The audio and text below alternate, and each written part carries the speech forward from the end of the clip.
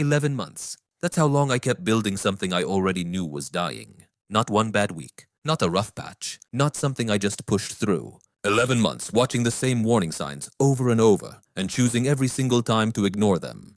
I'm going to tell you exactly what happened because the mistake itself isn't the interesting part. The reason I couldn't stop is the part that's going to matter to you, whether you're building something right now or not. It started small, the way these things always do. I had an idea I actually believed in.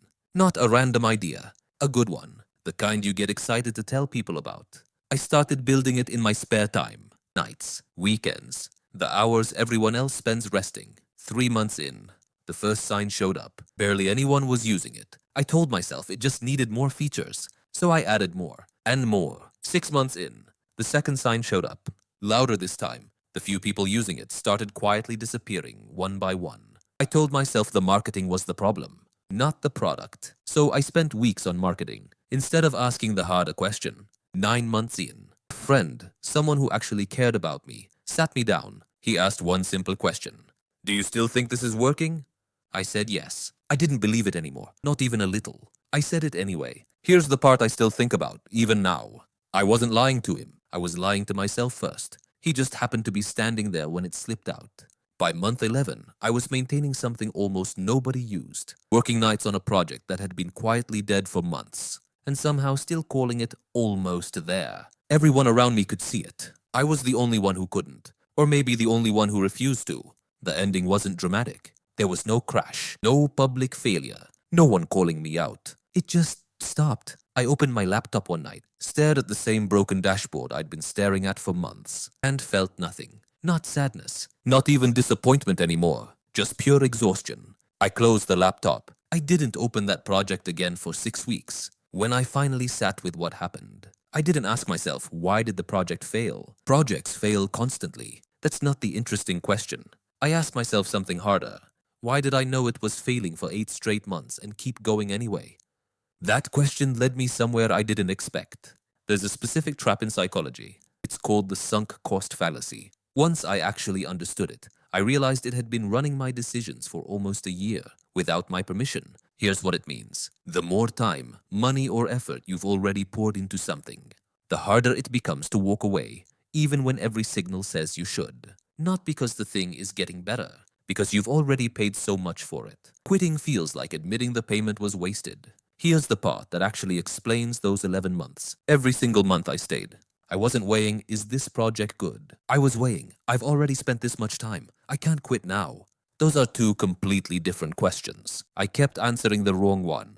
The math behind this is almost embarrassing. Once you actually see it clearly, researchers who study this have found that people will keep investing in a failing choice specifically because of what they already spent, even when a completely fresh option, with zero history attached, would obviously be the smarter one. Your past investment has nothing to do with whether the future investment makes sense. Nothing at all. Your brain treats it like it does anyway, every single time. Think about it this way. If a stranger walked up to you today and described my exact project, zero history, just the current numbers, current signs, current reality, and asked, should I start building this? I would have said no immediately, instantly. No hesitation at all. But I wasn't looking at it like a stranger.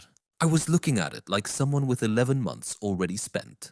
That history was doing all the deciding for me.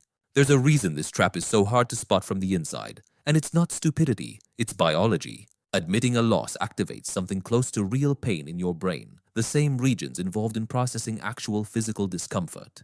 Continuing to invest, even into something you can feel slipping, temporarily avoids triggering that pain response, because you haven't officially called it a loss yet. So staying in, even quietly, even exhaustedly, feels less painful in the short term than the one sentence it would take to admit it's over. Your brain isn't being irrational on purpose. It's just optimizing for less pain right now, at the cost of way more pain later. That's the trap in one sentence. The question was never, is this worth finishing? It was always, is this worth starting right now from zero? I just kept asking the wrong one, every single day, for almost a year. I want to pause here for something important, because this isn't really a story about a failed project. Everyone's had a failed project. This is about something underneath that. Something a lot of you are living through right now, in situations that have nothing to do with building an app. The sunk cost fallacy doesn't only live in projects. Not even close. It lives in friendships you keep because you've already invested years, even though the friendship stopped feeling good a long time ago. It lives in a class or major you keep pushing through because you've already spent 2 years on it, even though you dread every single day of it now.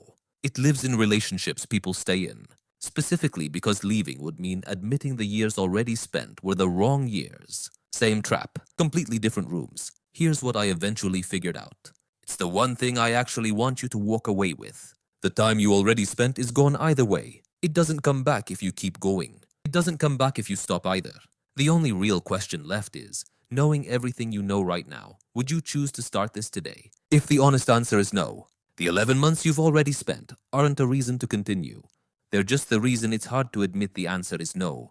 I started using something after that, a version of what economists call next dollar thinking. Instead of asking, should I keep going, given everything I've put in? I started asking, if I had zero history with this, would I choose it starting today? That single reframe strips out the emotional weight of sunk cost completely. It forces you to evaluate the actual thing in front of you, not the pile of effort behind you. It's a brutally honest question. It doesn't feel good, not the first few times you ask it. But it saved me from repeating that 11-month mistake at least twice since then, in situations far smaller and far easier to walk away from than that first one ever was. I also learned something about why that friend's question hit so hard. It hit harder than it should have. He wasn't asking about the project. He was asking me to separate my identity from my sunk cost. Those two things had become tangled together without me even noticing. Quitting didn't just mean losing a project. It meant admitting something out loud, that 11 months of my life had gone somewhere that didn't pan out. That's not a project problem, not really. That's an identity problem, wearing a project's clothes. Here's something that might genuinely surprise you.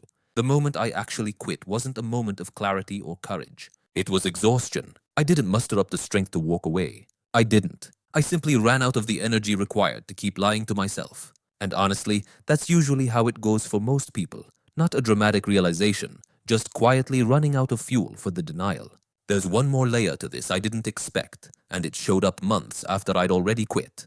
I started noticing the same pattern in tiny, harmless places. A video game I kept playing past the point of enjoying it. A book I kept reading only because I was already 200 pages in. A subscription I kept paying for out of pure guilt over the months already paid. None of those things were 11-month mistakes. They were $5, 2-hour, small-scale versions of the exact same trap, running quietly in the background of an ordinary week. Once you actually see the pattern once, at full size, you start noticing its smaller cousins everywhere, in places you never would have flagged as sunk cost before. If you're in the middle of something right now, and some part of you already knows the honest answer to, would I start this today? I'm not going to tell you to quit.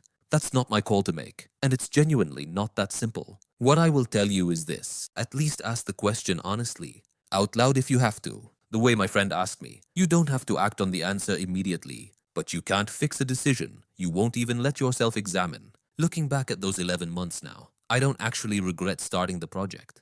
I regret something much more specific. I regret the last 5 months of it, the ones where some part of me already knew, and I spent that time protecting my ego instead of protecting my actual time, which was the one resource in that entire situation I could never get back. Thanks for sticking with me through this one. If any part of this hit close to home, hit subscribe and turn on notifications, because we're just getting started on understanding how our own minds actually work.